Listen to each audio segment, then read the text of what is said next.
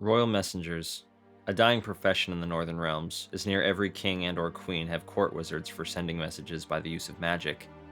However, in these times, trust was a commodity in which the rulers of the Northern Realms didn't share with the mages. At least, not this time. So, as such, King Demivind of Edirn trusted Apelgat, the royal messenger with a secret message to be delivered to King Foltest in Maribor.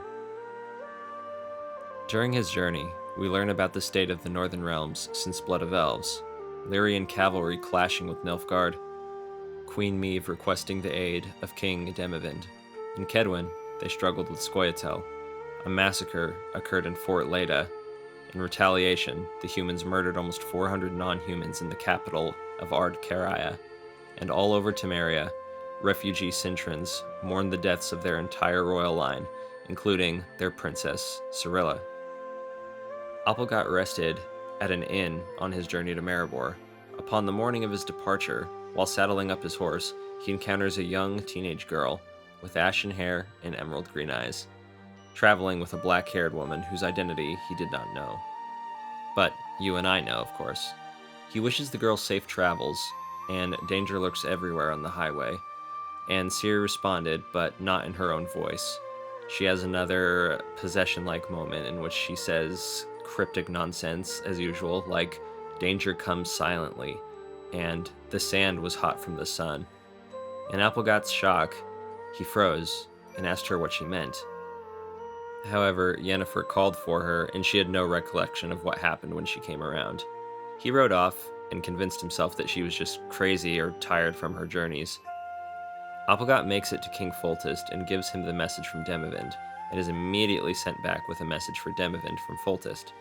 He wished Demivind to cancel their campaign and call off the search for Ciri, as rumor had spread that she had died. Upon his return journey, Apelgat is brought to a halt where a manticore had been blocking the road through. Luckily for him, he had arrived very late of the problem's lifespan, and a witcher had already resolved the issue, a white-haired witcher by the name of Geralt. Apelgat had a high interest in meeting the witcher, so he gathers the information on his intended route and carries on with his journey. It's at this time that we transition back to Geralt. He's been saving his coin and is traveling to a city called Dorian in western Temeria. His ambition? Buy information from a by-day attorney and by-night information broker by the name of Codringer. He and his mysterious partner Fen have gathered a good deal of information for Geralt in exchange for a large sum of coin. The information he was after, well, to put it simply, he was trying to fabricate rumors or false truths as to give Ciri no claim whatsoever to the throne of Cintra. Even though rumor was spreading of her death, Geralt knew these rumors would be tarnished eventually, and wanted her to be safe after the fact. If she had no claim to the throne, the Northern Realms leaders would not want her dead. Geralt also wants to know Rience's master, but even to Codringer and Fen, the two who seem to know everything, he has no clue. They do, however, know the location and destination of Ciri and Yennefer. They are traveling to the Conclave of Mages in Thaned. Geralt intends to meet them in Anchor, despite Codringer's warning to Geralt to stay out of it. Also, Codringer tells Geralt that Yen and Ciri are being pursued by 3 assailants. Now, this interaction between Geralt and Codringer is quite lengthy, but I've chosen to once again save the politics for a separate video entirely. Before the two part ways, they make a wager that Codringer can't hit Geralt with a Nilfgaardian throwing star. Geralt wins the wager, and Codringer agrees to continue researching for Geralt, free of charge. We forward ahead to Apelgat, who had arrived at an inn in Anchor while en route to Tredegor to deliver a message to King Vizimir of Redania from King Demivind. As he ate his stew, a hooded figure approached him. White-haired, stern, he makes a small bit of chit-chat, then tells him no matter what happens to stay inside and kind of vanished. At that moment, 3 men entered the inn. They began asking the innkeep if they have seen 2 women passing through. The description of the 2 women tell us these are the 3 men pursuing Ciri and Yennefer. However, the 3 men don't get very long to intimidate or threaten anybody before they noticed the cloaked white-haired man standing outside of the inn. He gave them 2 options to leave, but like many before them, they would make the mistake of taking up arms against the White Wolf. The three men drew their swords and left the inn, and just like many others before them, they would be slaughtered. The fight was actually quite short, and once the silence of death filled the inn, Geralt approached the innkeeper and told him no doubt their commanders would question what happened, but he should relay a message to them. The White Wolf bit them, and one day they'll look back and see the White Wolf.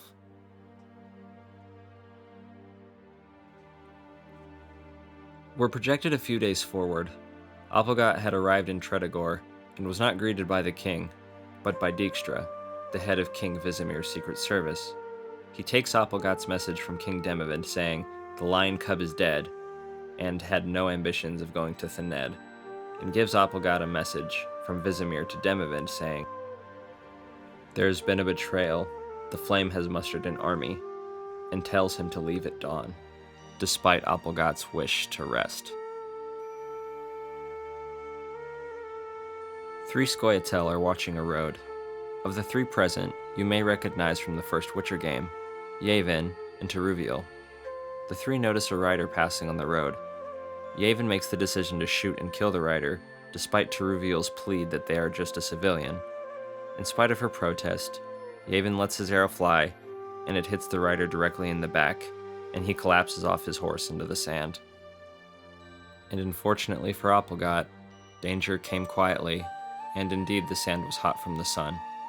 But he didn't feel it, as he had died before he even hit the ground. A grisly end for an innocent man, but unfortunately that's the world of The Witcher.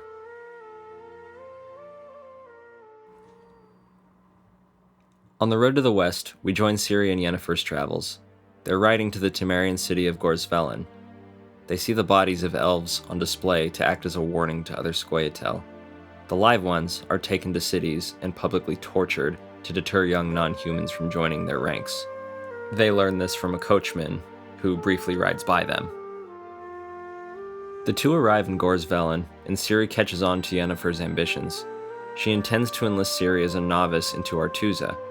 However, before she can do that, she needs money. They stop at a bank, owned by Yennefer's acquaintance, a dwarf named Molnar. I'll spare you the riveting details of the financial discussion, but Molnar is indebted to Yennefer, and as such, he's more than willing to give Yennefer however much money she needs. She pays for Ciri's tuition, takes 300 crowns out for dresses in Thaned, and 1,500 crowns goes to the Temple of Melitele in Alander. As the 2 conclude their financial business, Molnar advises Yennefer to allow Ciri a little bit of freedom before her time in Aretuza. He suggests allowing one of his assistants to escort Ciri around Gors Velen, while Yennefer and him speak privately. She eventually reluctantly agrees, and the 2 take off. The 2 hit the streets of Gors Velen, and Molnar's assistant, Fabio, shows Ciri everything the coastal city has to offer. She also takes the opportunity to learn what she can of her new residence in Aretuza. Fabio tells Ciri that Aretuza is a school for sorcerers attached to the mainland, and that they are rarely seen outside the school, which confirms Ciri's suspicions that Yen is planning to leave Ciri at the school. Fabio shows Ciri the market square and a few other things before they make their way to a circus tent where a man claims he has a live basilisk. The 2 make their way inside, and the man began giving his presentation about his caged beast.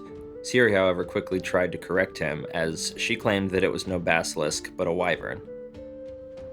The man, feeling antagonized, challenges Ciri to stand before the beast, and being that it's not a basilisk, then she won't have to fear his poisonous breath. She enthusiastically obliges, as she's certain it's a wyvern. However, Fabio and a local squire insists on joining her. The 3 face down the beast, and it quickly becomes clear that Ciri was correct. She doesn't get much time to boast, however.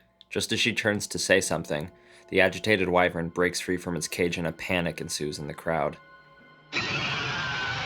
Ciri draws the squire's sword from his belt and makes pretty short work of the wyvern, proving to be an exceptional swordsman even in her teen years.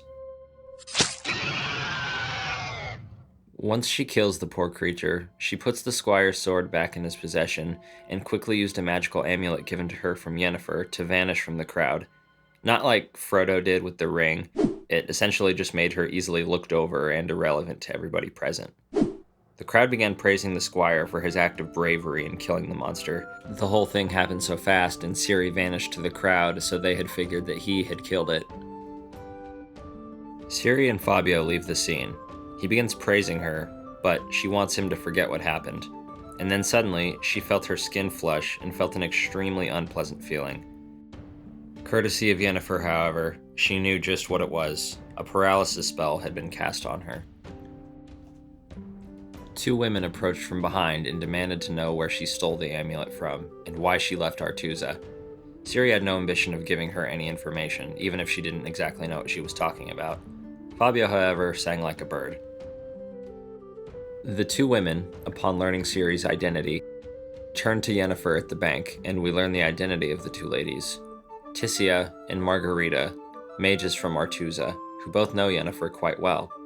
Upon their return to the bank, Fabio is scolded to tears, and the two mages apologize to Yen for mistreating her ward. And then they invite the two to stay with them at a luxurious inn the two are staying at.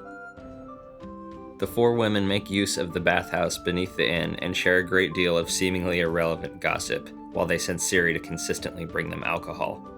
Amongst their merriment, a soldier in Demivin's special forces inquires with Margarita so she and her unit would be cleared from her services and allowed to leave. She grants this, and also gives Ciri some advice while venting frustrations of her love life, telling her never to hesitate to act. Don't regret decisions you make if you choose to act versus doing nothing at all.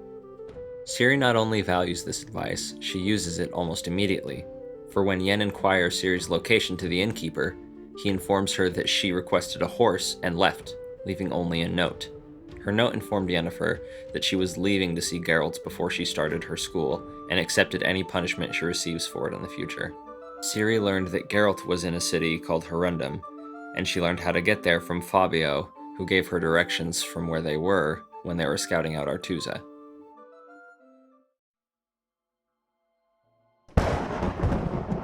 Ciri's ride to Herundum is very dark, disorienting, and a little bizarre.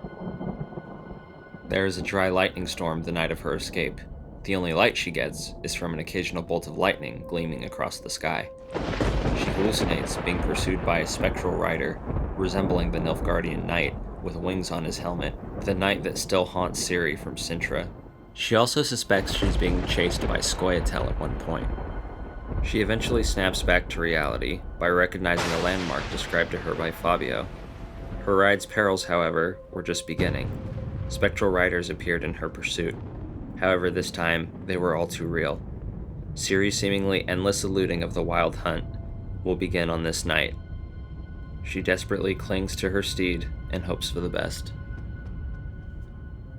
Dandelion was in Herundum, in the company of a halfling farmer named Bernie. They discussed the lightning storm and Geralt's nocturnal schedule while he was in Herundum, before Geralt emerged from the shadows, and they discussed the creature that he was after. The three stop. A chill, accompanied by an unsettling feeling, filled the air. Geralt recognized this feeling immediately. He knew instantly that the wild hunt was near. Just then, a lone rider emerged from the tree line, being pursued by phantom riders. A transparent sphere, and inside a familiar face, Yennefer was fighting off the hunt with fury, screaming spells and shooting magic at the hunt until the spectral screams vanished as the hunt disappeared into the sky.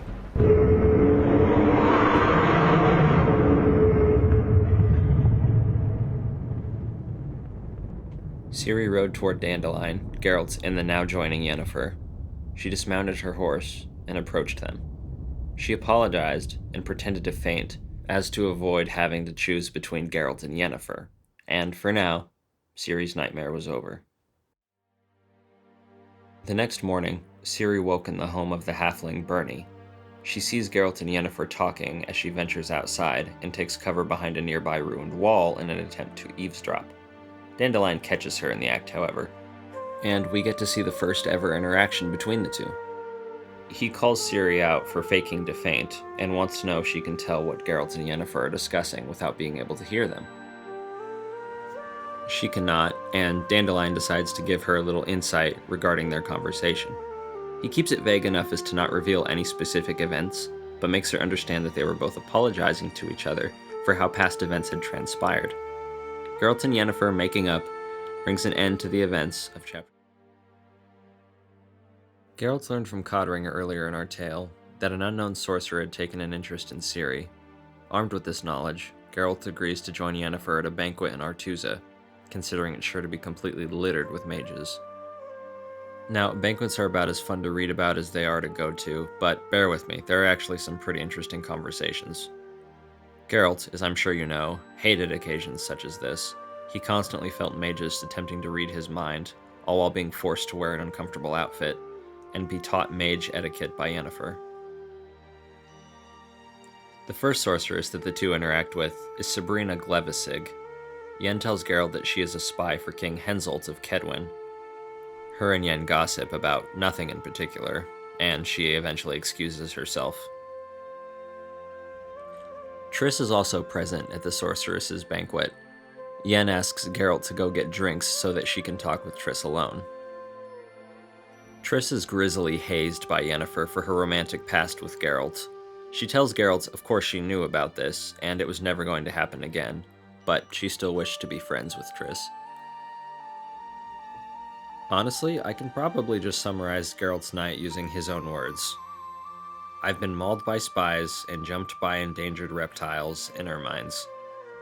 I've been fed non-existent caviar, nymphomaniacs with no interest in men have questioned my manhood, I've been threatened with rape on a hedgehog, menaced by the prospect of pregnancy, and even of an orgasm, but one without any of the ritual movements. Now, I'm sure you have questions, but trust me, it's 30 pages of information that really isn't that important. I will, however, tell you that the nymphomania, the fake caviar, the fake orgasm talk are all in a conversation with Philippa Earhart. And as I'm sure you could have guessed, the spy he was referring to that he talked to was Dijkstra. And he also has his first ever meeting with Kira Mintz. Though this doesn't conclude the ends of the evening, it does hurl us a little bit forward into the future, where Yennefer and Geralt are doing trust-building exercises. Once they're finished, Yen desires Geralt to tell her about his meeting with the host of the party. Geralt is introduced to the chapter of sorcerers. Now, much like every other name in this series, they haven't all been said out loud by characters in the game, so forgive me if I mispronounce something or pronounce it differently than you do. Geralt is introduced to Tisea de Vray, Artaud Terranova, this name I can't pronounce, Francesca Findabar, and their leader, Vilgefortz. His discussion and pleasantries with them all are quite short, until Vilgefortz requests a more private conversation with Geralt. Now, this is an interesting conversation. Vilgefortz walks Geralt through what is essentially an art museum depicting events throughout history, all the while asking Geralt's opinions of things and trying to, I think, figure Geralt out. And the book doesn't explicitly say this, but Geralt pegs Vilgefortz as a villain during this conversation, and as such, they have a very cool Khan versus Kirk styled talk. Vilgefortz explained to Geralt that he hopes there's a painting of the two of them one day, depicting the time that they finally joined forces, but we all know Geralt, he remains neutral no matter what proposition is thrown his way. Vilgefortz also takes a very small stab at Ciri, telling Geralt there's only one way not to lose her, and saying siding with him is the only way that guarantees her safety, but Geralt doesn't budge. It does, however, confirm his suspicions and tell him which sorcerer had an eye out for Ciri. Back in the present, Geralt confesses to Yennefer that he's scared for Ciri. Yennefer assures Geralt that he's just trying to scare him and that there's nothing to worry about, so she fascinates about a quiet life with Geralt, and urges him not to worry about anything till tomorrow, where there was supposed to be a meeting with the chapter. In fact, anytime anyone at the banquet had Yen or Geralt talking about politics, they would simply be dismissed by a casual, everything will be discussed tomorrow, or no politics till tomorrow. But needless to say, Geralt, like the rest of us, were very anxious to see what this meeting would entail.